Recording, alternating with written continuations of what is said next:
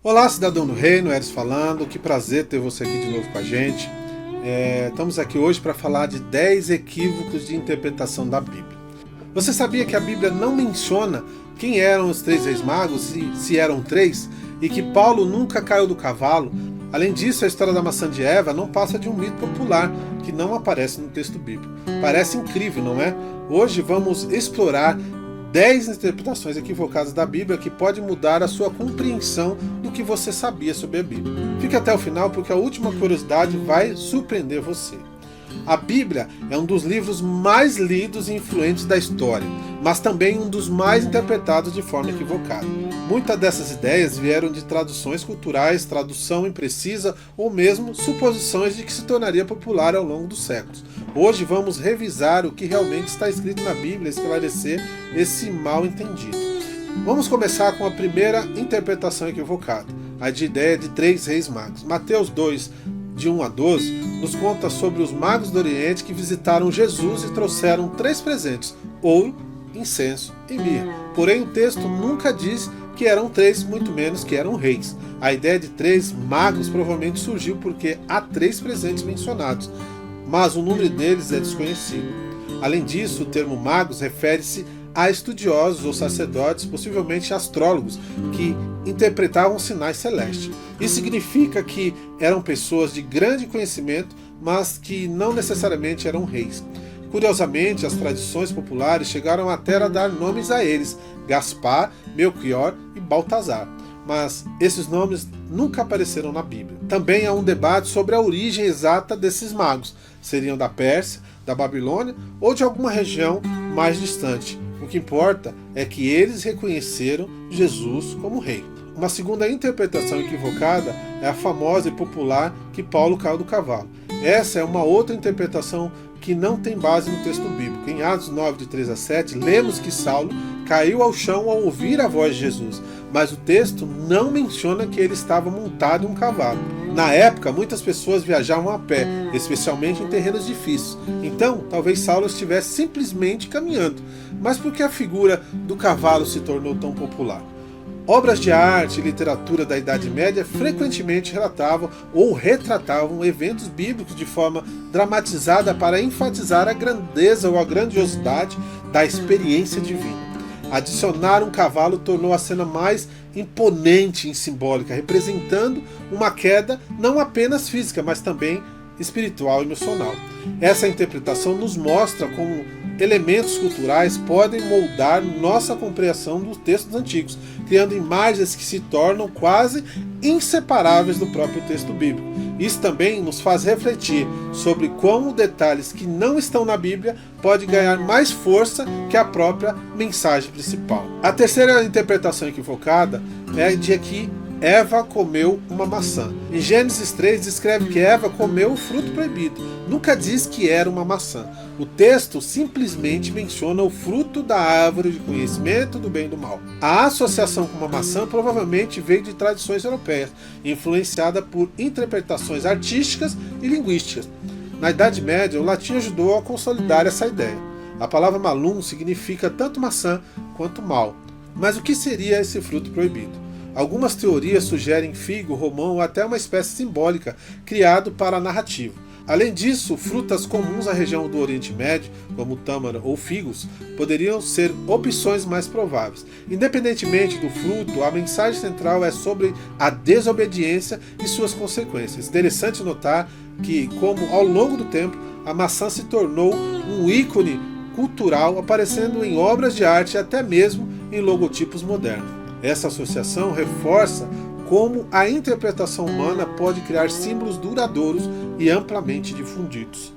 A quarta interpretação equivocada da Bíblia é a ideia de que o dinheiro é a raiz de todo mal. Quantas vezes você já não ouviu a frase: o dinheiro é a raiz de todo mal? No entanto, 1 Timóteo 6,10 diz que o amor ao dinheiro é a raiz de todos os males. A diferença é significativa. O dinheiro em si não é mal, mas a ganância e a obsessão por ele pode levar ao pecado. Esta distinção é importante porque o dinheiro é uma ferramenta que pode ser usado para ajudar os outros, financiar causas importantes ou sustentar famílias.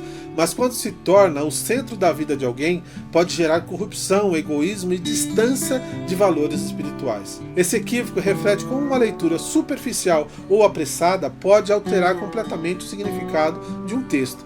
É um lembrete para buscarmos compreender o contexto das palavras em vez de nos prendermos às frases isoladas. Pense em quantas boas ações foram realizadas graças aos recursos financeiros bem utilizados. Não é o dinheiro que corrompe, mas as atitudes que temos em relação a ele. Afinal, o que realmente governa o coração? O dinheiro ou os valores? A quinta interpretação equivocada é a ideia de que não julgueis nunca significa julgar. Não julgueis para que não sejais julgados. Mateus 7,1 é uma das passagens mais interpretadas na Bíblia. Muitas pessoas acham que significa que nunca devemos julgar, mas o contexto sugere que devemos primeiro corrigir os nossos próprios erros antes de apontar os erros dos outros. Jesus fala sobre a hipocrisia de criticar os outros enquanto ignoramos as nossas próprias falhas. Ele não condena o discernimento, mas sim o julgamento injusto e sem empatia. Essa mensagem também é um convite à autocorreção. Antes de julgar, pergunte a você mesmo se está agindo de maneira justa e amorosa. Além disso, discernir entre o certo e o errado é necessário para viver de forma ética, mas sempre com humildade. Esse versículo nos lembra da importância da compaixão e do equilíbrio ao lidar com os outros. Ele nos convida a praticar um julgamento construtivo, baseado no amor e na empatia, em vez de críticas destrutivas. E mais, ao usarmos esse tipo de discernimento de maneira justa, nos aproximamos do ideal cristão de amar ao próximo. A sexta interpretação equivocada é de que Maria era uma prostituta. Maria Madalena é frequentemente retratada como uma prostituta, mas não há evidências para isso. Ela é descrita como uma seguidora de Jesus que foi libertada de 7 demônios, Lucas 8:2, mas o resto da sua história foi distorcida por tradições posteriores. Essa ideia surgiu no século VI, quando o Papa Gregório I associou Maria Madalena a outras mulheres mencionadas na Bíblia. Hoje, muitos estudiosos e líderes religiosos reconhecem que essa associação foi um erro. Curiosamente, Maria Madalena foi uma das primeiras testemunhas de ressurreição de Jesus Cristo, um papel significativo e poderoso. Reduzir a sua imagem a um estereótipo tira a força da sua verdadeira história. Sua devoção e coragem são exemplos de fé e dedicação e que merece ser reconhecido em sua essência. É também a oportunidade de refletir como interpretações equivocadas podem diminuir a importância de figuras históricas e espirituais. Maria Madalena, afinal, é um símbolo de renovação e de esperança. Seu papel crucial no momento mais importante do cristianismo, a ressurreição, reforça sua relevância e importância. A sétima interpretação bíblica equivocada é que Noé levou todos os animais aos pares. Embora Gênesis 6:19-20 diga que Noé levou pares de cada animal, Gênesis 7:2 e 3 explica que ele levou 7 pares de animais limpos e um par de animais impuros. Essa distinção é importante porque os animais limpos seriam usados para sacrifício e possivelmente para alimentação após o dilúvio. A simplificação de que Noé levou apenas pares provavelmente surgiu para tornar a história mais fácil a ser contada, especialmente para as crianças. No entanto, essa interpretação omite um detalhe significativo sobre os costumes e a prática religiosa da época. Ao examinar o texto com mais atenção, vemos como até mesmo as histórias mais conhecidas têm camadas adicionais de significado. Isso nos lembra a importância de não tomar relatos antigos por sua própria aparência simplificada e buscar compreender o contexto mais profundo. Além disso, a ênfase na preservação dos animais mostra um respeito intrínseco pela criação divina, um aspecto frequentemente ignorado nas narrativas simplificadas. A oitava interpretação equivocada é que Jesus nasceu em um estábulo. A imagem de Jesus nascendo em um estábulo é amplamente difundida, mas a Bíblia não menciona isso explicitamente. Em Lucas 2:7, lemos que Maria colocou Jesus em uma manjedoura, porque não havia lugar na hospedaria, mas o texto não detalha o local exato. Algumas interpretações sugerem que ele pode ter nascido em uma casa simples, onde animais também eram abrigados, ou até mesmo uma caverna usada como estábulo. Essa cena tornou-se um ícone natalino devido à sua representação artística e ao desejo de enfatizar a humildade do nascimento de Cristo. No entanto, Entender o contexto cultural da época pode nos ajudar a enxergar além das tradições modernas. O mais importante é a mensagem de que Jesus veio ao mundo de forma humilde, trazendo esperança e redenção para todos, independente do local exato do seu nascimento. Ele escolheu um começo que simboliza proximidade com os marginalizados e simplicidade, lembrando que a grandeza não está nas riquezas, mas no propósito. A nona interpretação é que Pedro negou Jesus 3 vezes e que o galo cantou 3 vezes. Um detalhe interessante e frequentemente confundido é o número de vezes que o galo cantou durante a negação de Pedro. Em Mateus 26:34, Jesus profetiza que Pedro negará 3 vezes antes que o galo cante. No entanto, o galo canta apenas uma vez, de acordo com os relatos. Essa confusão provavelmente veio da repetição do ato de Pedro negar Jesus, que é enfatizado em várias passagens, mas o canto do galo ocorre apenas uma vez. Esse mal-entendido ilustra como detalhes menores podem ser distorcidos com o tempo, mas também nos lembra a profundidade emocional e simbólica dessa passagem, que fala sobre o arrependimento e a redenção. Pedro é um exemplo de como todos nós somos suscetíveis a falhas, mas também de como a graça divina nos oferece uma chance de recomeçar. O canto do galo, um som comum e simples, tornou-se um marco simbólico de perdão e da restauração espiritual. A 10ª interpretação equivocada talvez seja mais surpreendente para você. É dizer que Jesus era carpinteiro.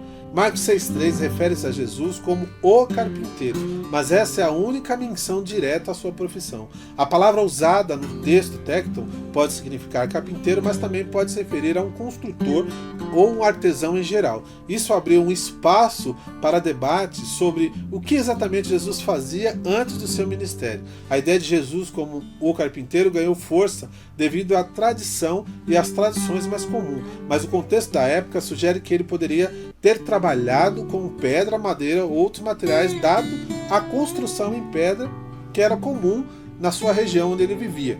Esse detalhe, embora interessante, não é central na sua missão. No entanto, pensar em Jesus como alguém que trabalhou com as mãos conecta a sua vida terrena à simplicidade e ao esforço cotidiano da maioria das pessoas. É uma lembrança de que ele não apenas pregava, mas também vivia como um ser humano comum antes de iniciar a sua obra de transformação espiritual.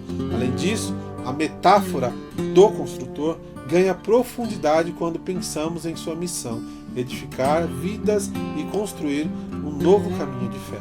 Essa foi a seleção das 10 interpretações equivocadas da Bíblia que encontramos comumente nos dias de hoje. Essas interpretações equivocadas nos mostram como a Bíblia se mantém como palavra de Deus, apesar dos homens muitas vezes em algumas passagens colocar palavras onde não há. E aí, quais desses tópicos que te surpreenderam? Deixa aqui nos comentários qual outro tema você gostaria de explorar. Não se esqueça de curtir, compartilhar e se inscrever no nosso canal para mais conteúdo como esse. Até a próxima! Teoculture, manifestando a cultura do céu na terra pela vontade de Deus. Fui!